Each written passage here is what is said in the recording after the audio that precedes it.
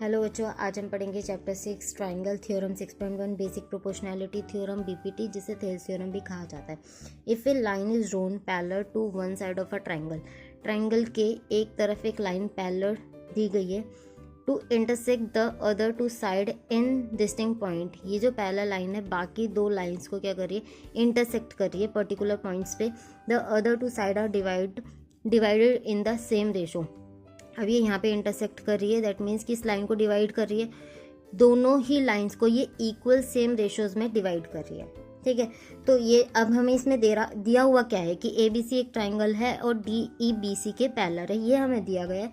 Proof क्या करना है, प्रूफ ये करना है कि ये जो पैरेलल लाइन है ये इसको इक्वल रेशोज में डिवाइड कर लिया, दैट मीन्स कि ए डी अपॉन में डी भी इक्वल होगा ए ई अपॉन में ई सी के। ठीक है, तो हमें इसका एरिया निकालना होगा और यहाँ से एक छोटी सी कंस्ट्रक्शन करनी होगी, बी ई को ज्वाइन करना होगा और डी सी को भी ज्वाइन करना है।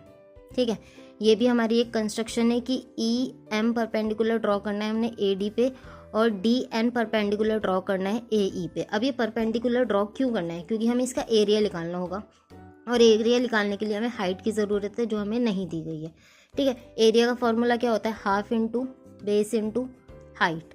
तो बेस ये है हमारे ट्राइंगल का और हाइट ये है। अब एक बात ज़रा ध्यान से सुनिए, एक ट्राइंगल है उसके अंदर आपको परपेंडिकुलर वर्टेक्स से 90 डिग्री पे दिया होता है, ये हमारी वर्टेक्स है, बेस पे परपेंडिकुलर पटा होता है 90 डिग्री का, ये हमें दिखाई देगी, समझ आ गया। लेकिन कई बार जब हमारे टेयर्ड ट्राइंगल्स होते हैं तो उसकी जो हाइट होती है, क्योंकि हाइट आएगी वर्टेक्स से बेस पे, तो कई बार बेस से पीछे की तरफ आ रही होती है, तो इसका बेस तो ये होता है लेकिन हाइट इसकी ये होती है, समझ आ गया। इसी तरीके से इसके अंदर भी है, डी बी ई एक ट्राइंगल है, इसकी हाइट ये नहीं है, इसकी हाइट ये है ई एम। ओके, ये इसलिए बता रही हूँ क्योंकि आगे अभी इसमें यूज़ करनी है। चलिए अब हम करते हैं, कंस्ट्रक्शन लिख ली हमने, ज्वाइन किया है, join B E and D C. चलिए प्रूफ स्टार्ट करते हैं। एरिया, किसका एरिया निकालेंगे, ए डी ई का।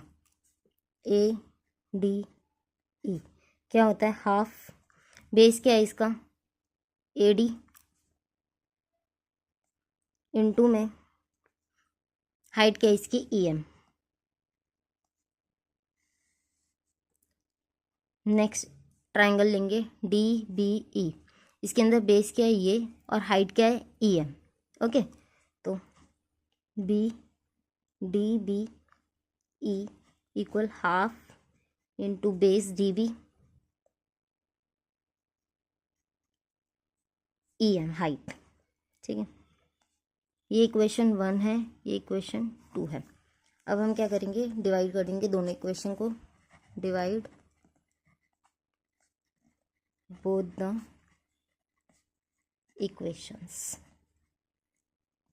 डिवाइड करेंगे तो हाफ से हाफ कट जाएगा और ई एम से ई एम, दैट मीन्स कि क्या बचा हमारे पास, area of A D upon में area of D B E equals to D B. ये होती है हमारी third equation.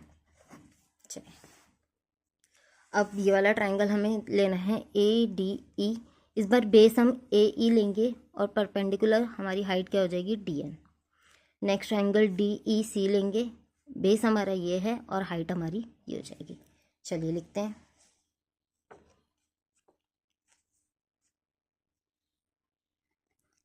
Area of triangle A D E equals to half into base क्या है हमारा ए ई, हाइट क्या है हमारी डी एन। ये हो गई हमारी फोर्थ इक्वेशन।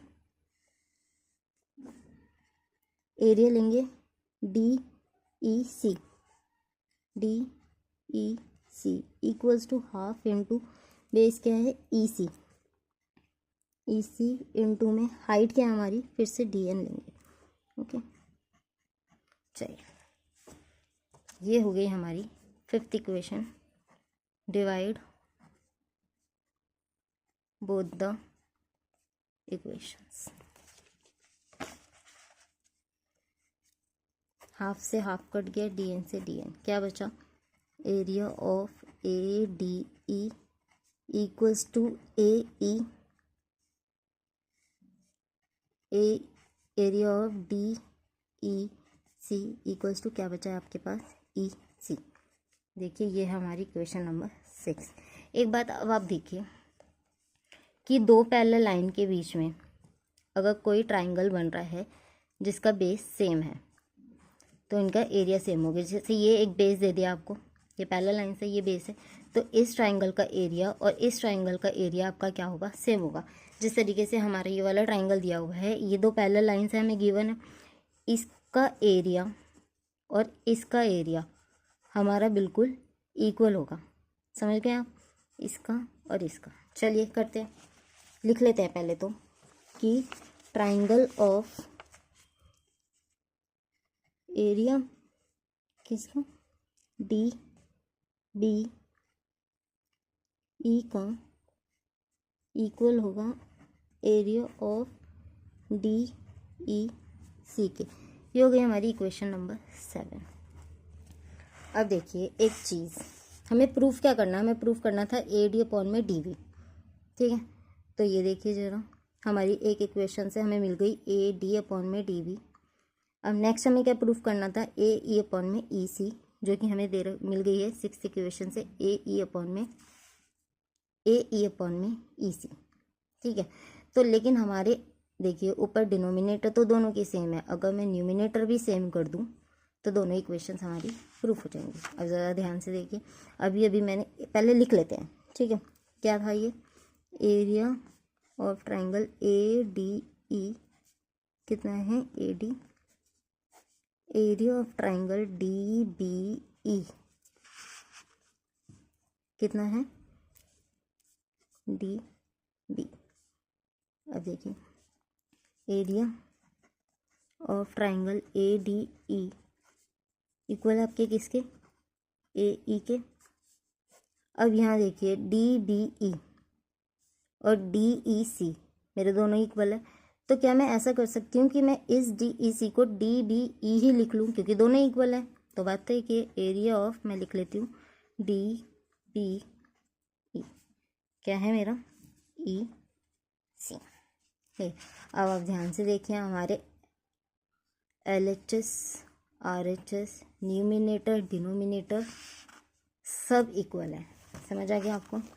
तो यानी कि हमें क्या प्रूफ करना था, ए डी अपॉन में डी बी इक्वल प्रूफ करना था हमें ए ई अपॉन में ई सी, जो हमने प्रूफ कर लिया है। तो हम देंगे हैंस प्रूफ्ड। अब नेक्स्ट थ्योरम के लिए नेक्स्ट वीडियो में मिलते हैं। Thank you.